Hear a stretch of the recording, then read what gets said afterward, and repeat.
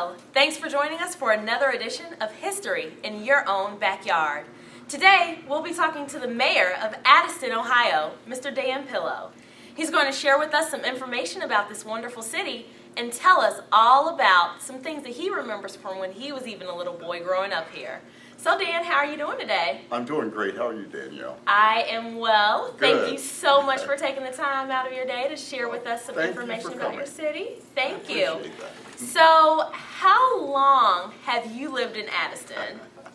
I am proud to say I've lived in Addyston 67 years. Is that your whole life? That's my whole life. Wow. So, how have you seen the city change over the years? I've seen some tremendous changes within our community. Basically, from the time that I was a child, and it was a thriving little town with 7 churches and 7 bars, Okay. to now having 1 bar and 6 churches recently. Okay. The main change in our community came when US 50, which is behind our community now, was the main thoroughfare that went directly through our community. I think US 50 runs from Baltimore to Sacramento, Wow. California. So we could just hop on US 50 and go all across the country, right? Absolutely. Okay. And truck traffic, people traveling to the West Coast came through Addyston unless they were on Route 66. Now, when that dried up, when they took the expressway out on to US 50, its present location, our businesses started to dry up. Wow. Okay. The city. Well, let me ask Go you right ahead. this. What were some of the thriving businesses that were here? We had an amalgamation of a lot of businesses. Obviously, we had bars. Okay, We right. had a pharmacy. We had a car dealership, furniture store. We just on this end of town, we had 2 dry goods stores. Dry goods are now department stores where Okay. you could go in and buy clothing, shoes, and other sundry items. So those things all started to dry up with the culmination of the big box stores. Right. We had probably 5 grocery stores operating in Addyston Wow. at one time. Okay. Some of the larger chains, or were they all mom and pop owned grocery stores? Actually, it was the home of a Kroger store, Okay. but the rest of them were mostly independent mom and pop type of Okay. enterprises. Uh-huh. And there again, all of this coming together created the perfect storm for Addyston to change, because the forefathers in that generation, and this all took place between 50 and 64, 65, they didn't have the foresight to see that they were going to lose Yeah. the traffic that came through that helped sustain our community with all of the visitors that we had come through. So I also understand that Addyston was a coal town. Absolutely. Can you give us some information about that? Well, I don't remember that. Okay, only okay. only from the stories that I've heard. Uh-huh. And this was a thriving coal business where Ineos manufacturing plant that is now in Addyston.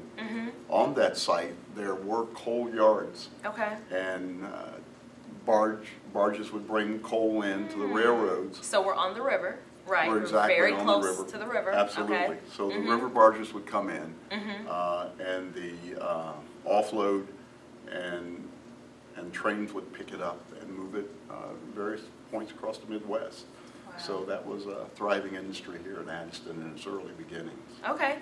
And in terms of city council, how many council members do you have now? We have 6 council members. Okay. Has it always been that way, or has that changed over the years No, too? it's pretty much always Okay. been a 6-member council. Okay. And how many mayors were there before you? Do you know? Well, let's see, there was Carol Kolb, who was mayor prior to myself, who Okay. was mayor for approximately 20 years. Okay. I So what's was- the term limit? There is no term limit. Okay. Fortunately, I was mayor before Carol Okay. for a term. Okay. I was quite young at the time. Okay. Then prior to me was Johnny. Inception. So now in terms of politics, Mhm. because we are here in the municipal building where all of the decisions for Addyston are being made. So in terms of politics, what made you want to become the mayor, not just once, but twice, But twice. of Addyston? Yeah. And how is the government run here? Is everything decided by the council members? Are there other representatives that are out in the community helping to make positive change? Tell us a little bit about that. Okay. Our form of government is obviously mayor and council. The council of the village of Addyston is the decision-making body. Okay. They make all ordinances and legislation that are put into place. I am president of that council. Okay. And, my function is to make sure that the meetings run smoothly, and in the event of a tie or something like that, that I break the tie and move forward. What have been some of the most impactful decisions that you think City Council has made to help the residents of Addyston? Be it an ordinance or be it a law. For example, when we were driving over here, I saw that there was a stop sign and it said, "You must make a complete stop. Rolling stops will be fined $1,600. And I'm like, oh my gosh, they're serious here. Absolutely. So what are some of the ordinances or laws that have been put into effect to Sure. really help out the community? That is one of our most recognized ones that you mentioned. My wife, who also serves on council, Okay. liked that. She saw that somewhere and decided we would institute it here. Okay. Because we do have problems with people just blowing through our stop signs, you know. But one of the most impactful ordinances that we passed was in around 1976, when I was mayor. We enacted an income tax for the village of Addyston. And had it not been for that income tax, it's doubtful as to the quality of life that we would have in our community right now. It has proven to be very helpful during these tough economic times that we've suffered, and all communities have suffered over the past several years. That has been able to sustain us with property taxes going down. It would have been very difficult for us to maintain the quality of life for our citizens.